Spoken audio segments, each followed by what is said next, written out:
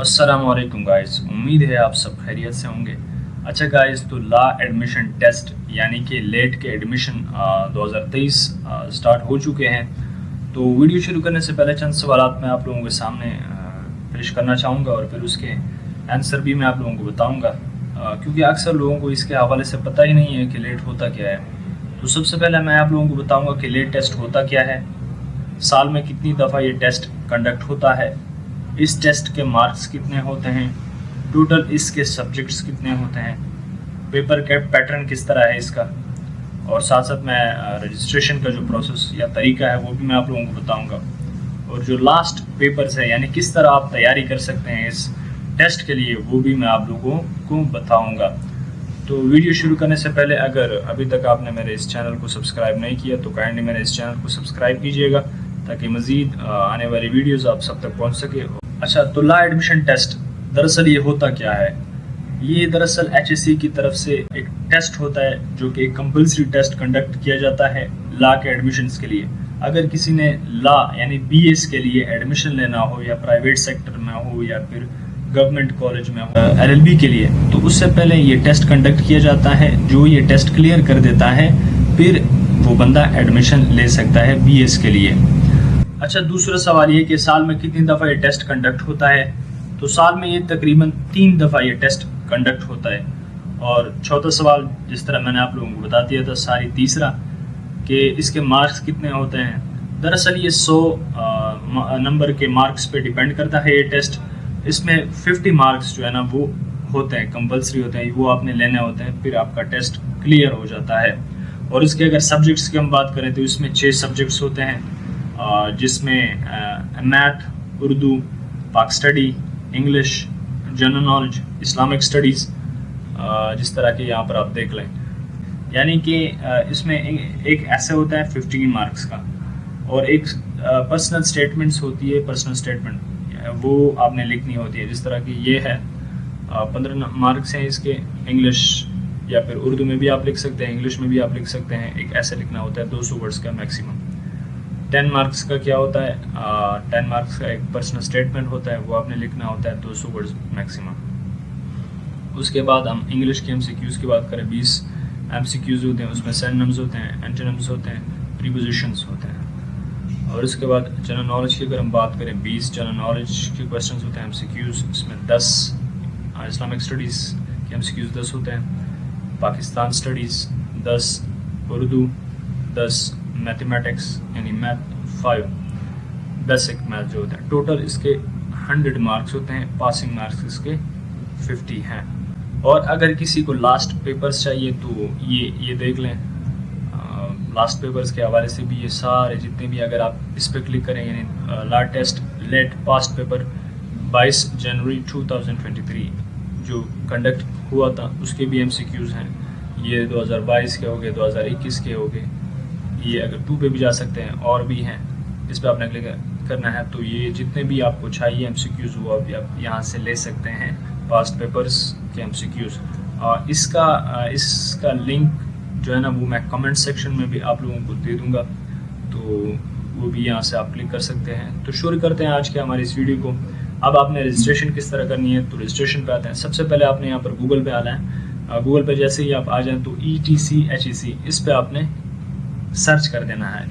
और उसके साथ साथ अगर आप ये नहीं कर सकते तो मैं जो इसका लिंक है वो भी मैं आपको कमेंट सेक्शन में दे दूंगा। तो सबसे पहले आपने यहाँ पर ETC HEC पे क्लिक कर देना है। तो जैसे ही आप इस पर क्लिक करेंगे कुछ इस किस्म का इंटरफेस शो हो जाएगा। अगर आपका ऑलरेडी अकाउंट बना हुआ है यानी ऑलरेडी आपने लेट टेस्ट दिया हुआ है, तो आप जस्ट यहाँ से CNIC पुट कर दें और पासवर्ड वहाँ से पुट कर दें। और अगर आपने अकाउंट नहीं बनाया तो अभी यहाँ पर नीचे आए, यहाँ पर साइन अप पे इस पर आपने क्लिक कर देना है। तो जैसे आप उस पर क्लिक करेंगे इस किस्म का इंटरफेस शो हो जाएगा। सबसे पहले आपने अपना फर्स्ट नेम लिखना है, यहाँ पर आपने अपना लास्ट नेम लिखना है। उसके बाद आपने नेशनैलिटी लिखनी है, जो आपकी नेशनैलिटी है वो आपने लिखनी है। उसके बाद आपने CNIC नंबर यहाँ से पुट कर देना है। और उसके बाद आपने एक स्ट्रॉन्ग सा पासवर्ड देना है और यहाँ पर वही कंफर्म पासवर्ड लिखना है। और अक्सर लोगों को कन्फ्यूजन रहती है कि हमने ये स्ट्रॉन्ग पासवर्ड में लिखना क्या होता है। उसकी मैं एक सिंपल मिसाल दे देता हूँ। सपोज़ करें मैं अपना नाम बताता हूँ हमज़ा। आपने हमज़ा लिख लेना है, सपोज करें अपना नाम जो भी है हमज़ा, उसमें मैंने एच जो है ना वो कैपिटल कर लिया, बाकी स्मॉल है। उसके बाद मैंने हैश लगा लिया, हैश टैग ये है, फिर आपने जो भी लगा लिया, हैश मैंने लगा लिया। उसके बाद नंबर्स लिख लें जो भी हो 3 से 4, तो ये एक स्ट्रॉन्ग पासवर्ड बन जाता है। उसके बाद आप primary call phone country Pakistan ही डेफिनेटली। उसके बाद आपने वो सेल नंबर दे देना है जो आप यूज़ करते हो। दूसरी बात ये कि प्राइमरी ईमेल, जो ईमेल आप यूज़ करते हैं, जो ईमेल आपके यूज़ में है, उसी को आपने यहाँ पर पुट कर देना है।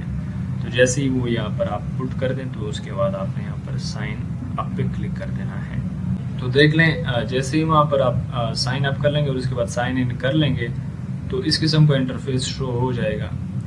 इसके बाद यहाँ पर देख लें एक्टिव स्कॉलरशिप्स, उसकी ये यहाँ पर देखें apply for law admission test. एक होता है लॉ गेट और एक होता है लेट। ये डिफरेंस आप लोगों को मैं बता दूं।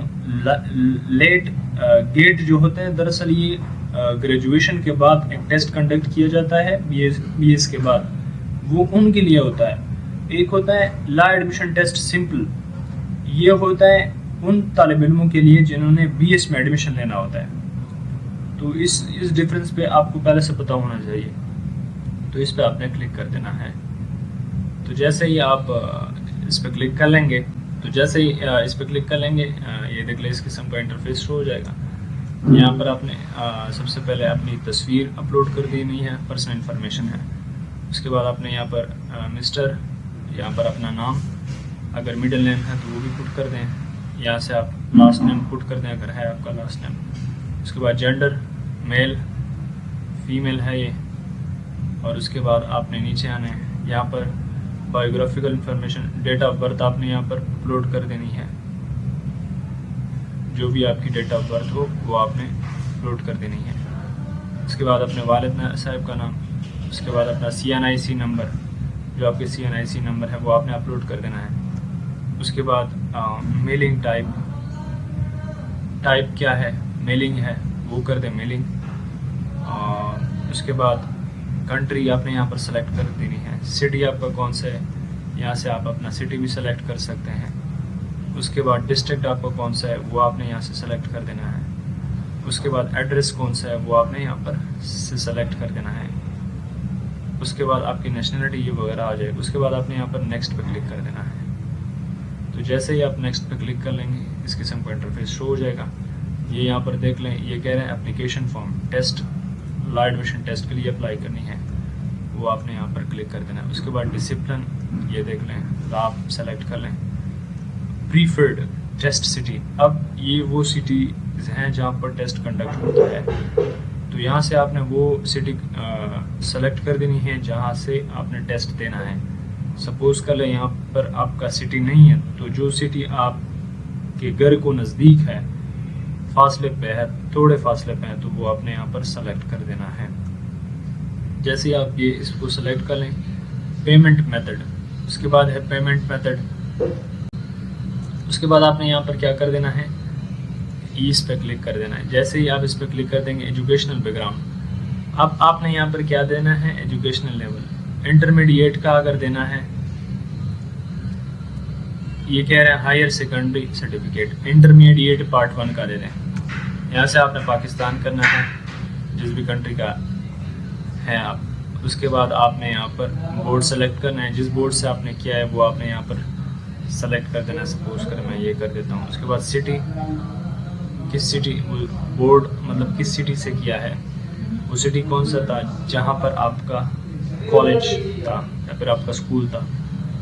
डिग्री प्रोग्राम कौन सा था, डिग्री नेम या प्रोग्राम नेम कौन सा था।